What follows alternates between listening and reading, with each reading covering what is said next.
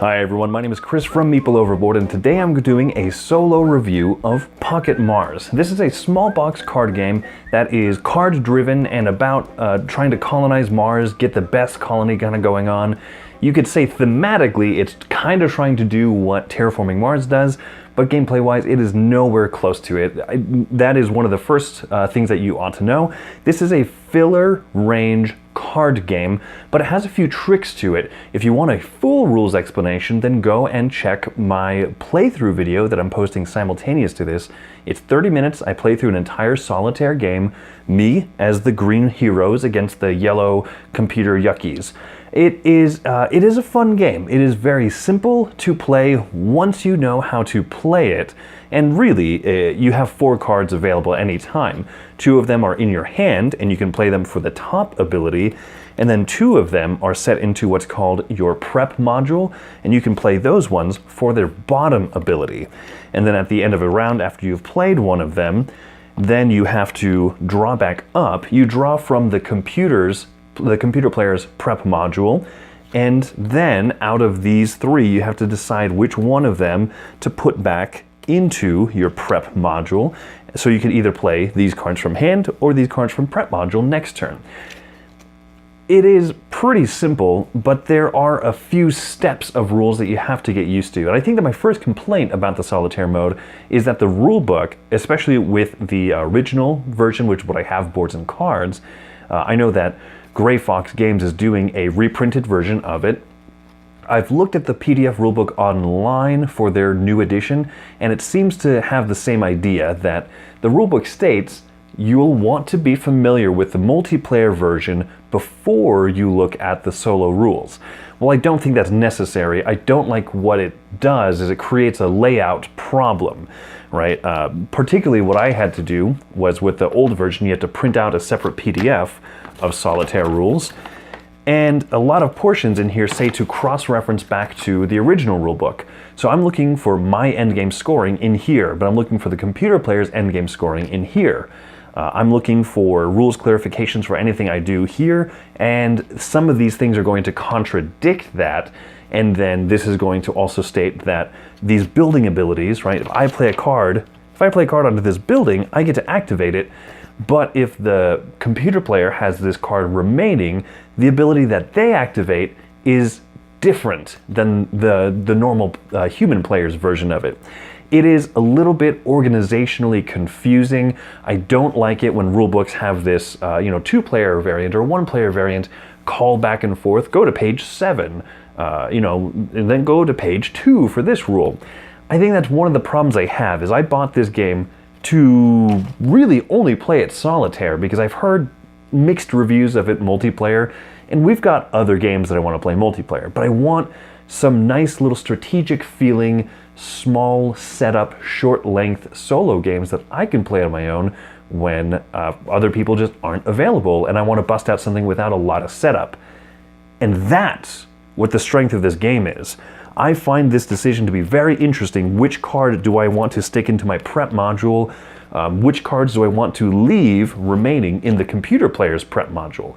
Because instead of drawing cards from a deck, you're going to draw cards from here, and then whichever card you remain is going to activate one of those, as I said, special abilities, depending on what the card is.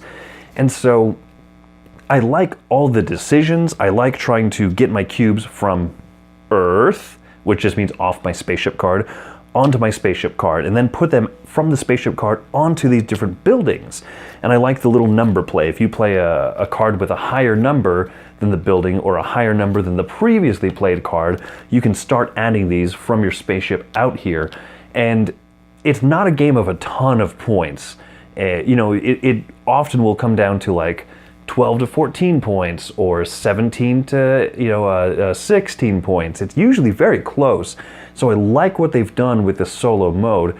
In some ways, it feels like that's what this game was almost meant to be until you look at that rulebook. The rulebook is just way too convoluted of a process, more than it needs to be.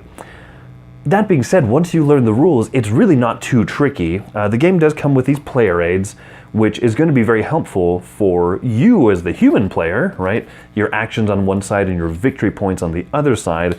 It's just that once you're familiar with this should be sufficient so you won't have to cross-reference the rulebook in the middle of play. But this is only for like the basic human player rules, whereas this is going to cover the computer player rules. So, you know, you only have to have these two things sitting out instead of fiddling through a rulebook once you learn the game, once you learn the solo rules for the game. And so I think that for that reason, it's kind of weird. It gets a little knock against it, but it's great. I really enjoy it. I've played this quite a handful of times, and for a game that I can play in like 15-20 minutes, if you watch my playthrough video, you'll notice that it's 30 minutes, but that's because I'm explaining what everything is, I'm explaining my thoughts and my strategy for every card that I draw or that I put where. And honestly, when you're playing, it's just more of like a, I want to do this, boom, boom, boom, boom. And it's not terribly easy to win, but it's manageable to win. And so I like that they also have, you know, a few variant rules of how to make it a little bit tougher. So for a game that I can just, it's called Pocket Mars. This box is twice as big as it needs to be. It could be half of it, and then it truly would be like a pocket-sized game because all the cards and the cubes and the little disc to track your energy all fits into one little pod of this. Essentially, it only needs to be this big because the rule book would be annoying if it was card-sized rule book. I think it's quite good. I think it's a better solitaire game than I was kind of expecting, but I really wanted to try it because it was recommended to me by Mike DeLisio. If you watch Solo Mode Games, you'll see him there.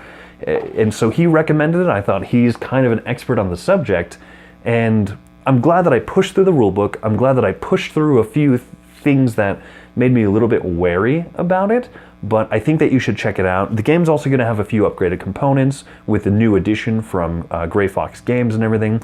So if you enjoy solitaire games without a lot of setup, quick, almost kind of filler type ones, then definitely recommend this. And if you enjoy those beefier, larger solitaire games, but you want something to occasionally kind of just get a quick fix in, then I do recommend Pocket Mars. I literally have not played it with more people, so I can't recommend it for 2 through 4, but for solitaire, I've enjoyed it, and maybe you will too. So anyway, my name is Chris from Meeple Overboard. Check out our podcast, check out the rest of our YouTube channel for more reviews and other discussions on games. Thanks so much for watching, and have a great one.